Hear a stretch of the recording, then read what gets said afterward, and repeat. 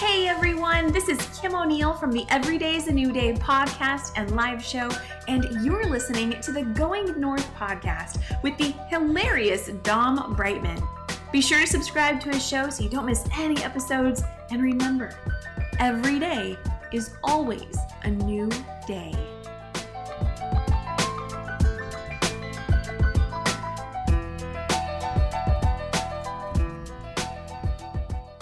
And today on the super special awesome podcast highlighting super special awesome humans known as the Going North podcast, we got another wonderful, fabulous guest for you today, my friends. That's right.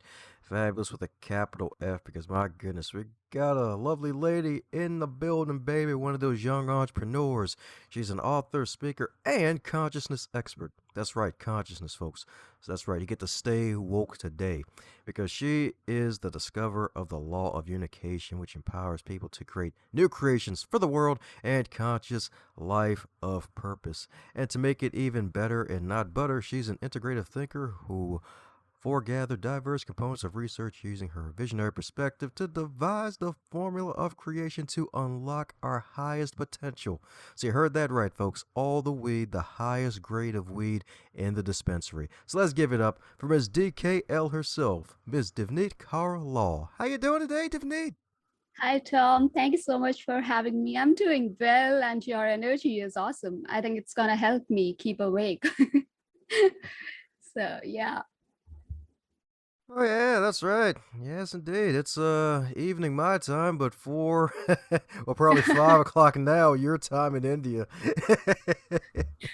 That's right. But I'm sure I'm not going to sleep for sure with you. Oh yeah, don't worry. I have secret technology to wake you up in case that happens. Yep, it involves icing off of cupcakes, occasional fingers.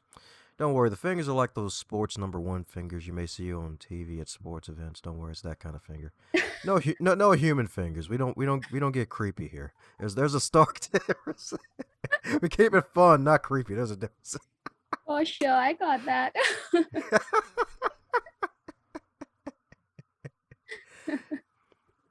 Yes, indeed. Yes, indeed. Well, as you know, with all introductions, you know they're not allowed to be 57 days long. So mind filling anything I may have missed about you? No, that was all, and it was very energetic introduction. Woohoo! All the energy. That's right, because it's double D action. It's Dom, it's Divneet. The double D's, y'all. I'm telling you. That's right. Oh, yeah, All it the is. D's.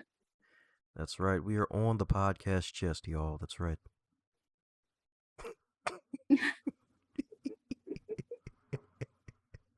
Well, anyway, so what led you to write this book at a young age? Because if I'm not mistaken, you're a fellow introvert who likes to be a homebody. Yeah, this book, Mastering Creation Using the Law of Unification, it actually came into existence because of some of my experiences which I had. And those experiences led to me writing this book. So I was working in a job earlier. I was living a very normal life, and but I was very interested in meditation practices and spiritual books and texts since I was a kid, very young age. Then these meditation practices actually became a part of my life. Like while pursuing my work, while earning a living, I was also continuing with these practices, balancing it with my work. And suddenly, these meditation practices, they led to something, like they led to a state where it just stopped working. It kind of, I experienced that the stillness which like the person was searching for, or maybe practicing those meditation techniques for, was already there. It was already present, and this dissolution of that person kind of happened, and it just became empty. And then I kind of tapped into this idea mind, which I refer to as idea mind, and these ideas started flowing in, and then they were so forceful, like they were coming with this force, and I had to put them into a form. I had to give them form, and I had to write this book uh, to give them what they required to be. Maybe they were needed to come into this. And I also like started researching over these things, like what are these ideas coming from, and I performed my research work on those this law of unification, this theory of creation which had to be created. And all the spiritual experience, it brought me into this place, and it turned this book. It just came out. This book just came out. It just happened out of these experiences. That's what I'm talking about, indeed. Yeah, meditation is probably one of the biggest things on this show, indeed, because the thing is, like meditation, it can be so versatile indeed. You don't have to actually shave your head, put on an orange robe, or maybe even put a purple robe if you feel like being royal and just sit in the same position for like 90 minutes. Like, no, it can be as small as 5 minutes, maybe even some for 60 seconds. Yeah, earlier we used to do it like that. And those were the times when people did, spend a lot of times and, uh, like you say, not shaving your head and all these things. Yeah, in India, people used to do that. But nowadays, I would say if even we have to replace it, we can say solitude is one of those best practices we can do. Like solitude, we can just spend time with ourselves for a while and do some self inquiry to actually get that similar kind of results or similar kind of uh, states, reach those states which earlier people used to get for meditating for 90 minutes or 1 hour or 2 hour or 3 hours. And for now in our generation, it's not possible for like spending so much time meditating, because we are so distracted, and our level of focus and our attention span is so low, and because of this information all around. So we can do that just by spending time in solitude, if we can find some time in solitude and do self inquiry. And it also helps us in getting in touch with our life purpose. I also say this life purpose. I also, there's this word which I use, which is individual dharma, which we can connect with to create a fulfilling life for us. And all that can happen simply by going into solitude, connecting with this idea mind, which I talk about in my book, and whenever I talk about law of unification. Oh, yeah. That's right. So, what is the law of unification? Is it like peanut butter and jelly combining two things? Like, what is Yeah, it is. But it is it is combining the idea mind and the human mind. So to replace peanut butter and jelly, we'll say the idea mind and the human mind. So once the powers, like if we can connect with the idea mind and use the ideas which come from the idea mind and use them to give form in the world using the human mind, that is how the law of unification happens. That is how we can follow the law of unification. So basically, law of unification is it's found in various motives of the creator gods, and various texts, and how geniuses or how inventors create their creations. So there was this underlying formula they used. It was present in text, in mythologies, so many places it was there, and we just needed to decode it. So law of unification is what they follow to bring their creations into the world, invent new things, maybe to take the world ahead, to take the planet ahead. Because the consciousness is evolving. We are not the same people who were like years ago. We have changed. Our style of living has changed. Planet is evolving, and we need to create new creations depending upon the new ways or the new levels of consciousness that is present right now. So law of unification helps us in connecting to those new levels of consciousness and then bring those new ideas into the world so that we can help the planet to evolve, and we can also in turn help our lives to evolve.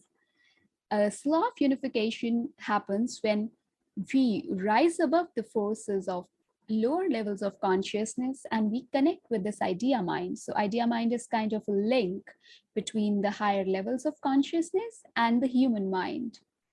And once that we tap into that, we can bring new ideas and we can use the mind, the knowledge, to give form to those ideas in the world.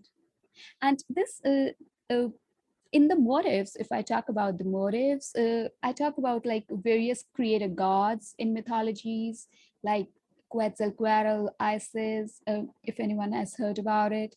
And then also the holy texts like Bhagavad Gita in India, there is this creator tree of life, which is again talking about the same thing, the same formula. So this formula is was present in all those places wherever like the creation was talked about, or wherever I can see like create any creator or any inventor create the new creation. Yeah, so two very interesting ideas. Well, two very interesting things, I should say, in this case. So, the idea mind and the human mind. So, what is the difference between the two, especially the idea mind? Because I feel like this is the first time I've ever heard about this. Right. So it is the term I have, like, kind of, it's just, I call it the idea mind. So it's the plane. So, for example, if we say our human mind, we always find that our human mind is, it has this limits, it has its own limits because it works upon reasoning, upon data it gets from the world, from the environment, or maybe from anywhere information. So it has its limits. It just cannot cross that limit. It creates something, even if it's a problem, it creates, it just does not know how to get out of it. It just gets entangled into it. And this idea mind, it's more like a spacious plane. It's like provider of everything. It can provide us the ideas that can come from those new levels, those higher levels, which we can turn into solutions for the problems the mind has created. And it can also help us in making better decisions. Because again, see, if you're going to use only the mind, it's only gonna, analyze things and then make decisions. And that's not how the world works. We need that extra level of that high level of consciousness to make better decisions in our lives. So we have to connect with this idea mind again, which is actually a space, a provider, and it has the power. It has the power to provide us those ideas which are as evolved as the new consciousness is. The mind is, if you compare the mind to the idea mind, it's on a lower level of consciousness than the idea mind. And this was actually represented by, the motives contained some depiction, like they were depicted by a bird and there was this reptile or snake. So these combinations were found in various texts, various motives, and this is what actually represented the idea mind and the mind.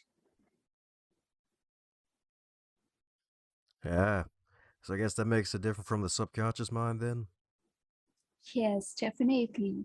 Now, again, subconscious mind is, it's like a mechanical operator. So we just put information into it, and it's gonna do whatever we are going to tell it to do. Like if I command something, like we use with different techniques to put into subconscious mind to make or to make something to work, let it work on its own. We just use affirmations and all those things. There are so many other techniques, like I guess people use in hypnotherapy, and maybe a lot of in psychotherapy, and a lot of therapies are there where they make use of the subconscious mind to change things, to uh, turn them or make them happen. But this idea mind does not, it does not take commands. We cannot like command the idea mind, do this. No, it's more like the provider. It's gonna provide us. It doesn't command, I would say. It provides, it gives us the ideas. Now it's up to us if we want to take that idea and then use it to bring it into the world. So the biggest difference here between the subconscious mind is and the idea mind is that subconscious mind is, again, it's on a lower level as compared to the idea mind. The reason being, it's mostly, you can say, the level of awareness is low. Whenever we command the subconscious mind, we mostly do it. The subconscious mind is not aware. It's just it's on a very low awareness. Once we are aware that we are being commanded to do this. But the subconscious mind, even while a person is in an unconscious state, you can command that subconscious mind to do this or to do that, and when the person wakes up, it's going to do that using those techniques. But the idea mind, it's more like it's connected with the higher levels of consciousness, and it contains our true purpose of life, our true the way through which we can achieve that fulfillment. And through that comes the right provision or the right decision for our life, which we should follow, which we should take, and which we should try to incorporate in our lives to make it better. Sounds good indeed. That's right. Yes, indeed. And what I love the fact with all these studies that you've been doing and been doing it for years and finally putting pen to paper and putting this work out is a fact that you're all about self mastery. And I imagine the law of unification, like self mastery, is involved. So, what do you think of the obstacles, heck, maybe even some that you may have faced in order to like fulfilling coming in the true power of the law of unification? Any obstacles that you may have faced or others need to be wary of when keeping this in mind? No pun intended. Yeah, definitely. See, there are always obstacles on our path, especially when we are taking this path, reaching, connecting with our life purpose or following our true fulfillment, true meaning of life. There are so many obstacles for sure. And when I went through all these things, when I, really connected with this idea mind, I was not aware of the law of unification at that moment. And this is for all those. I just created this because I believe that if I had known this law of unification, it would be so much easier for me to navigate that path to get over those obstacles which come on my way. But because I was not aware about this law, it took a lot of time, and it took a lot of effort to reach that place. So, the major obstacles which we face in connecting with our true purpose, with our true fulfillment in our lives, is the forces which come from the lower levels of consciousness. And these forces can come from our environment, they can come from within us, they can be found like anywhere. Now, for example, uh, there can be beliefs, the beliefs that are uninquired, maybe that were formed in a very young age, and we just follow them. We do not ask if those beliefs really help us in any way. For example, if we are doing some work and if we are not satisfied, if we are not fulfilled in that work, but still, just because other people are doing this, or we just see, like, yeah, this is the way we have to do, this is how everyone is doing this, we keep on doing that. But because we do not inquire, these are the forces of the lower levels of consciousness. Once the self inquiry comes into play, we just become more aware, like, yeah, if whether this is right, whether it's the right path for us, whether we have to follow this or not. Similarly, similar to this beliefs, we also have desires. Now, again, desires which come from lower levels of consciousness, like we see people doing something or having something in our environment, and we kind of want that thing as well. Now, this is a desire which is developed, but is it our highest desire? So we spend a lot of time and effort in following these desires, on running after these desires, and just trying to attain them without realizing if they are our highest purpose, if they are the highest desires which we can fulfill to actually achieve that fulfillment. And so these another one we can say is we have these attachments which happen due to our habits or due to dependency upon things. So all these are the forces which kind of they draw our consciousness towards them, and we are unable to rise above them, or we are unable to connect with those higher desires, those higher duties or higher purpose which we are born for in this world. Sweet. So for those who are like, man, where the heck do I get started? Any tips for getting started with all of this? Right, we have to, these the first thing is to become aware of these things. So even the book Mastering Creation, using the law of unification, is divided into two parts. So the first one is like theory, and the second one is the other practices. Now we cannot simply jump onto practices until we learn the theory. So this is like to become aware of what are the forces of lower levels of consciousness, and what are the powers of the idea mind, what are the powers of the mind. We need to first become aware, and then there are practices. A few of them is like, to start with, we can start exercising our willpower, because it plays a major role. uh, we do not do that. We take it lightly a lot of times, exercising the willpower. And the simple techniques like, um, to do what you say is, it's very simple. Do what you say, not just to other people but to ourselves too. For example, if I tell myself, like, I have to I'll be eating an apple from tomorrow onwards, I need to do that. That's a commitment I have made to myself. I must follow that. And this is how it's very simple, but it's gonna exercise the willpower slowly on a daily basis, which is gonna help me to uh, become more aware about the lower levels of impulses which happen, which occur.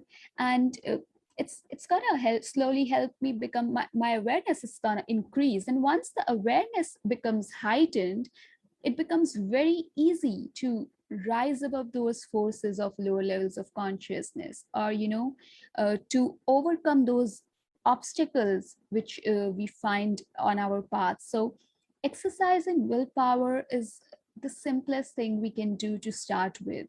And there are various techniques I have shared in my book as well, how we can exercise the willpower.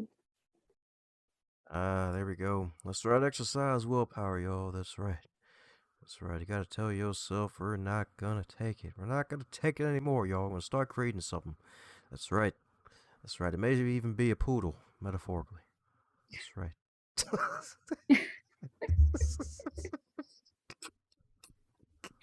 Yeah. Oh man. So since you've been on this little podcast tour with the magical book and getting the word out there about the wonderful stuff you're doing, is there a question that you wish you'd be asked more often? I do not know, really. I usually go by, like, if people have questions, it's better they should ask. I do not, because I'm just there to answer that. It's more like it just comes more naturally to me when someone asks me a question, rather than, I tell people what to ask. So I do not know. I think it's just, if someone feels like there's a question, there's a burning question they need to ask, they can always ask me. But I do not know if I can tell people to ask this question. That would be very, I would say, very unnatural for me. Like, I'm commanding them now. I'm turning into, the I'm more like the like, I want that they need to connect with the idea mind really, and they can, even if they have this question, they can connect and they can do a self inquiry, and they can obviously come up with questions they really really truly want to ask. And this is it's so important to, even when we need answers in our lives, it's so important to get those real answers, to get reach the core of the truth. We really need to ask the questions which are actually coming from those those deeper places. So yeah, I think that's the most authentic thing that people can do. So she tells folks what to ask her before the interview. You heard that right, folks. She's got the whip, y'all. She used the whip on me earlier, but we ain't telling the folks that part. That's right. It's our little secret. That's right. Let me stop.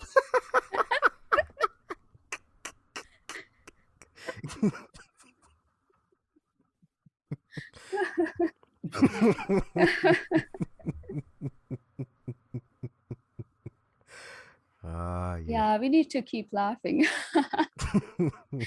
It's gonna keep me awake. Oh, don't worry. You're all about consciousness, so you're basically always awake. Well, here's a fun question. You're probably never gonna get on any interview that you ever gonna be on. So, if this particular book was a food item, what would it be and why? What? Okay, a food item. Okay. A food item, mastering creation using the law of unification. Okay. I think we can say apple again because yeah, an apple a day keeps the doctor away. So yeah, if people are going to, read this book daily, they'll not have to, now we are not talking about the doctors here, but they'll not have to go to the doctors of the mind. Like they'll not have mental worries and trouble. They'll not have the kind of anxieties we are all seeing in our world right now, and fear, anxiety, so many troubles, the troubles which come from the mind. So definitely they'll get over that, they'll know how to handle it, and they'll be able to manage it as well if they'll read Mastering Creation using the law of unification. Ah, solid answer. You heard that right, folks.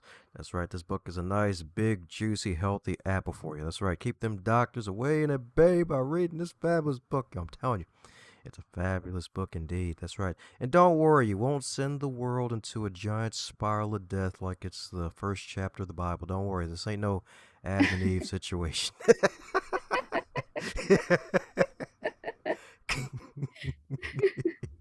Even though we are talking about creation.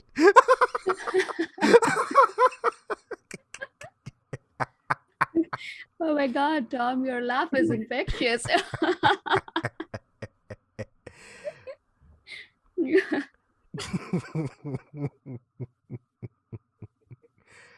Yeah, that's right.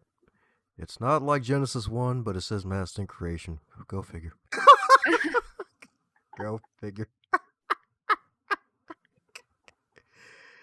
Yeah, no one saw that one coming. Even me.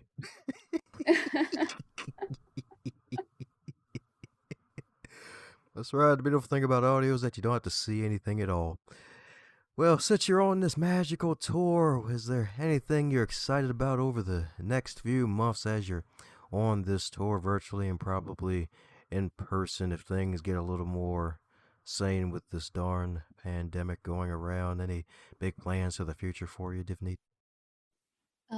I would say, I'm really not, I'm not making plans until those experiences, that thing happens. So I'm more like flowing with it right now, because when this COVID started happening, I had to get this book published at that moment. Before prior to that one, the year before, I was, working upon this book, uh, spending a lot of time researching and contemplating and doing all this work. So when this COVID happened, I had to publish it, get it published, and that was the moment. Like it had to. It was more like it had to be published at that moment. Although the times were not very correct, because the situation was like I could not spread the word about the book. I could not do a lot of things, but things just happened. Even this book, I never planned, to be very honest, I never planned to write it.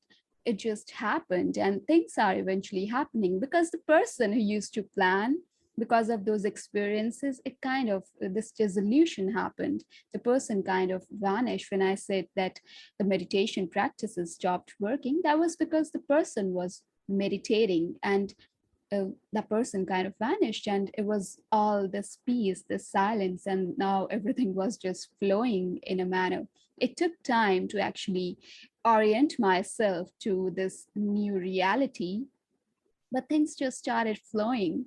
And now I live in a place where I really cannot make plans. It's more like things are flowing. And these virtual tours I'm doing, they're also, it just started happening. It didn't happen earlier, it just happened when it had to happen. So I do not know, maybe things will come up. I do not have plans, and I don't think I need to make those plans, because life doesn't move as we plan it to move. It's more like, if and especially if we establish this connection with the idea mind, things just start flowing. It's more like the things, we just know this is our purpose. It's like it presents you the next step, and then you take that next step, and then the next step, and then you take that next step. It's easy. We don't have to worry about what's there. It just presents you, it provides you the steps, and just we simply take those steps. So yeah.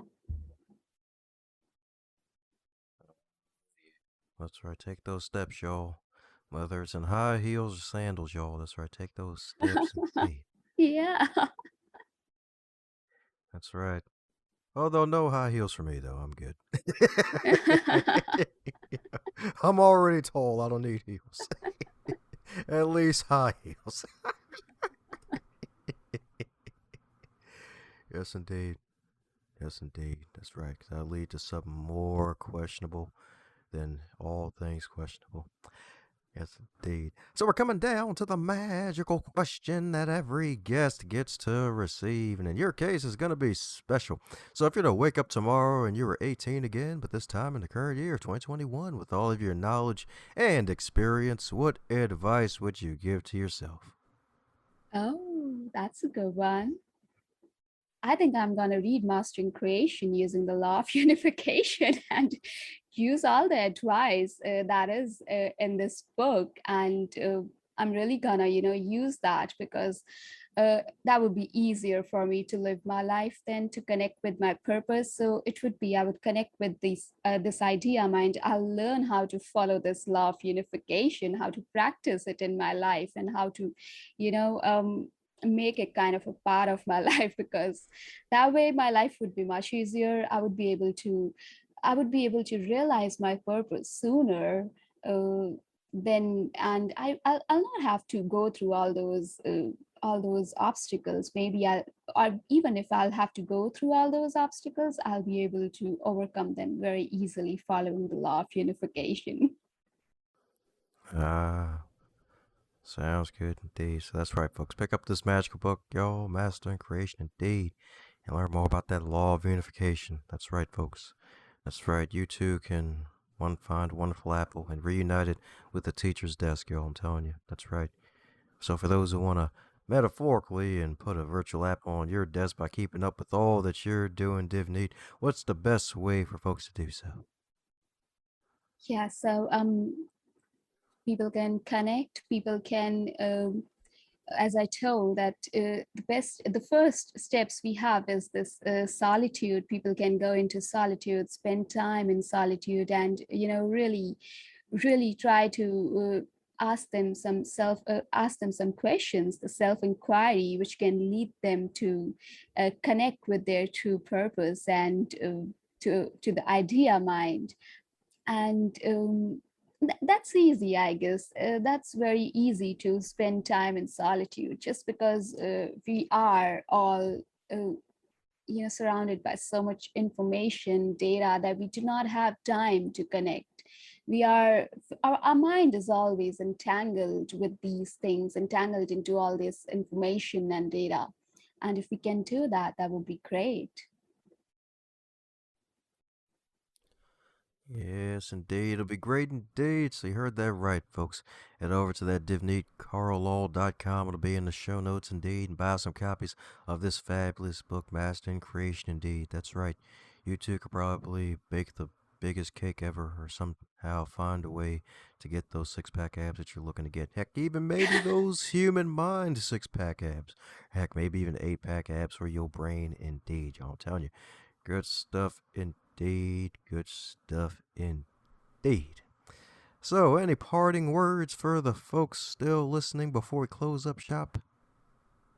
Yeah, I think it's time that we all connect with our individual dharma, our true purpose, and, reach those higher levels of consciousness and bring those high levels of consciousness to this planet by creating new creations for the world and for the planet to evolve, and also for helping our human species lead a life which is better in every way and evolved in every way. So it's time right now, and we all must do that, and we should challenge all these this old conditioning, old frameworks, old models, and we should walk this path of following our true purpose by connecting with this new levels of consciousness. How's it going, you super special, awesome human? Since you made it to the end of this episode, it looks like you really enjoyed yourself. Since you enjoyed this episode, be sure to share it with at least 3 people in your network and tell them what you really liked about this episode. Heck, even shoot myself or the guest an email and let them know what you liked most about this interview so that way they can stay inspired to keep pushing out great work.